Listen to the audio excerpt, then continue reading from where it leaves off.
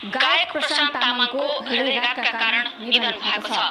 Indian idol season 3 का विजेता, चर्चित गायक तथा नेपाली तथा भारतीय चलचित्रका अभिनेता प्रशान्त तामाङको हृदयाघातका कारण 42 वर्षको उमेरमा दिल्लीमा असामयिक निधन भएको हो। दिल्लीस्थित आफ्नै निवासमा अचानक हृदयाघात भएपछि उनको निधन भएको संगीतकार राजेश घतानीले तामाङका परिवारलाई उद्धृत गर्दै पुष्टि गरेका छन्। उनको आइतबार निधन भएको तामाङकी श्रीमतीलाई उद्धृत गर्दै निर्माता राजेश बन्सलले पनि पुष्टि गरेका छन्। मेरो 3 दिन अघि पनि कुरा भएको थियो, आज अचानक निधनको कुरा सुन्दा पत्याउन सकिरहेको छैन। निर्माता बन्सलले भने उहाँको घरका सदस्यलाई सुन्दा हृदयाघात भएको बताउनुभयो।